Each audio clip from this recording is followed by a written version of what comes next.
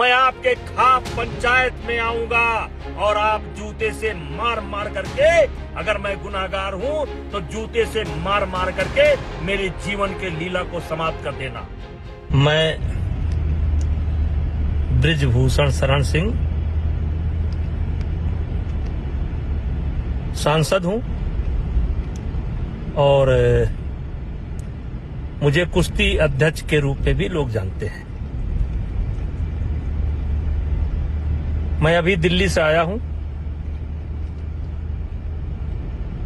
और लखनऊ से घर जा रहा हूं और मैं हरियाणा के जितने विशेष करके जाट समाज और पश्चिमी उत्तर प्रदेश के जाट समाज जो हमारे खाप पंचायतों के अध्यक्ष हैं, हमारे बुजुर्ग हैं, बड़े हैं, जो विशेष करके जिनके बच्चे पहलवानी करते हैं, उन सभी को मैं बृजभूषण शरण सिंह राम राम करता हूं। वैसे मेरा वीडियो बनाने का कोई इरादा नहीं था, लेकिन मुझे लगा कि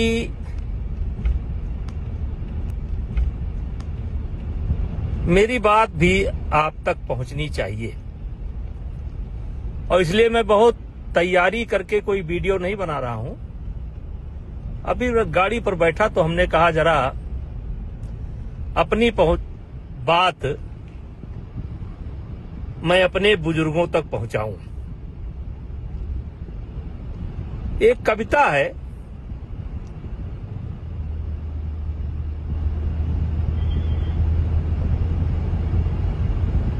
बात ऐसी करो जिसका आधार हो, बात ऐसी करो जिसका आधार हो, जिसमें सिद्धांत हो और व्यवहार हो, नारियल की तरह, नारियल की तरह हो कठिन ही भले, लेकिन अंतस में मीठा भरा प्यार हो। ताता ताऊ, चाचा ताऊ, आप फोन की डिटेल हो, कभी मैंने इनको फोन किया हो, और चाचा ताऊ ये जो मेरे ही बच्चे मेरे ऊपर आरोप लगा रहे हैं, ये दिन भी नहीं बता पा रहे हैं कि कौन सा दिन था, कौन सा तारीख था, कौन सा समय था। चाचा ताऊ, क्या कहूं मैं, कैसी कहानी बनाई, क्यों बनाई, ये बाद में आपको पता चलेगा। क्योंकि जो लड़ाई मैं लड़ रहा हूं, जिससे ये बीत चुके पहलवान नाराज हैं, ये लड़ाई मैं आपके जूनियर बच्चों के लिए लड़ रहा हूं। इनको सब मिल चुका, द्रोणाचार्य, पद्मश्री, अर्जुना अवार्ड, लेकिन जो गरीब परिवार बच्चे, विशेष करके हरियाणा, जो बच्चे ओलंपिक का सपना लेकर के चल रहे हैं, जिन बच्चों का भविष्य बनाने के लिए परिवार अपनी जरूरतों को कटौती करके कर्जा लेकर बादाम और घी का इंतजाम कर रहा है, मैं उनसे कहना चाहता हूं, ये लड़ाई आपके बच्चों की है। हम ये नहीं कहते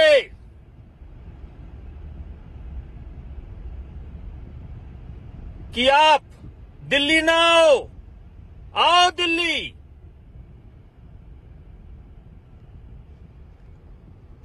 जो दिल में आपके आए वो करो, लेकिन इतना जान लो, मैंने पहले दिन कहा था, इसीलिए तो नगर नगर बदनाम हो गए मेरे आंसू, इसीलिए तो नगर नगर डगर डगर बदनाम हो गए मेरे आंसू। मैं उनका हो गया कि जिनका कोई पहरेदार नहीं था। बदलो भी आलोचक कैसे करते दर्द पुरस्कृत मेरा। मैंने जो कुछ गाया उसमें करुणा था, सिंगार नहीं था। चाचा ताऊ, हमारी बात मत मानो। अगर आपकी कोई गांव की बिटिया लड़की पहलवानी करती हो तो 1 मिनट अकेले बुला करके उससे पूछ लेना। कोई बच्चा पहलवानी करता हो, कैडेट का हो, जूनियर का हो, सीनियर का हो, 1 मिनट अकेले में बुला करके पूछ लेना। और अगर वो कह दे कि बृजभूषण सिंह के ऊपर जो आरोप लगाए जा रहे हैं बृजभूषण सिंह ऐसे ही हैं, तो जो इच्छा हो कर लेना, जो इच्छा हो कर देना और जांच समाप्त होगी। ये मेरा अहंकार नहीं बोल रहा है, मैं आज अहंकार में नहीं बोल रहा हूं। मेरे सामने कौन है मैं नहीं जानता हूं, लेकिन मैं अपने आप को जानता हूं। 12 साल के अंदर मैंने कभी किसी बच्चे के ऊपर कुदृष्टि नहीं डाली। घर की हर समस्याओं से मुझे अवगत कराते थे। आज अचानक वो क्यों बदल गए? क्योंकि बहुत लंबा समय नहीं है और आप सुनना भी नहीं चाहेंगे, लेकिन मैं आपसे केवल इतना निवेदन करना चाहता हूं कि मैं 4 महीने से गाली सुन रहा हूं और मैंने पहले दिन कहा था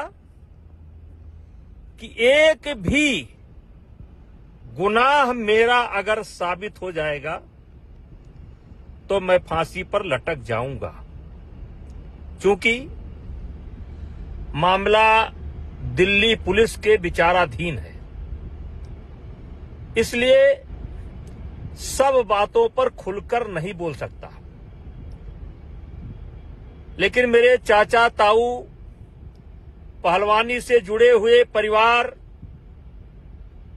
मैंने पहले दिन कहा था, इनके पास कोई वीडियो हो या किसी खिलाड़ी को मैंने कभी फोन किया हो या इनके पास कोई गवाह हो, कि आप मेरी बात का भरोसा न करें। आपके पड़ोस में कोई बच्चा जो कुश्ती से जुड़ा हो, चाहे पुरुष पहलवान हो या महिला पहलवान हो, उससे अकेले में पूछो कि क्या ये बृजभूषण वास्तव में रावण है? पूछो कि क्या ये दुराचारी है? इन 2-3 पहलवानों, 4 पहलवानों, 6 पहलवानों, 10 पहलवानों को छोड़ करके पूछो कि 11 साल के अंदर मैंने देश की कुश्ती के लिए क्या क्या नहीं किया, और आज जो अचानक जिनके लिए मैं बहुत खराब हो गया, जो पहले मेरे घर आते थे, मेरा पांव छूते थे, अपने मेरे विद्यार्थी जीवन का शुरुआत या राजनीति की शुरुआत, जो आरोप मेरे ऊपर लगे हैं, इसी का विरोध करने से मैंने राजनीति शुरू कर दी थी। लेकिन वाह, कबीर दास की उल्टी माया, बरसे कंबल भीजे काया। मतलब कंबल बरसात कर रही है और पानी भीग रहा है। मुझे सिर्फ एक बात कहना है कि पैसा फेंका हुआ पत्थर वापस नहीं आता है। ये क्यों कर रहे हैं, ये बताने का समय नहीं है। लेकिन महीना बाद, 2 महीना बाद, 3 महीना बाद, जब भी जांच की रिपोर्ट आएगी, मेरे चाचा ताऊ, कहीं ऐसा ना हो कि आपको पछताना पड़े। अब मेरी उम्र 65 साल की हो गई है। मैं दुनिया का हर सुख दुख देख चुका हूं। अभी कुछ मुझे देखना शेष नहीं है। इन्होंने मेरे ऊपर इल्जाम नहीं लगाया है।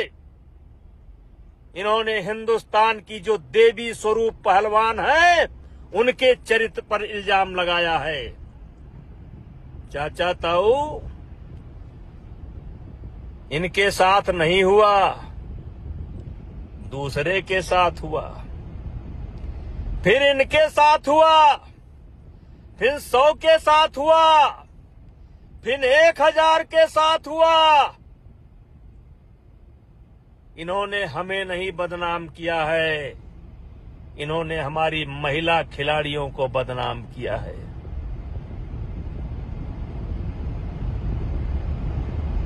किससे मन की बात कहूं मैं? सुनने को तैयार कौन है? फुर्सत किसको कितनी है? लगे हुए सब अपने अपने, सबको अपनी अपनी है।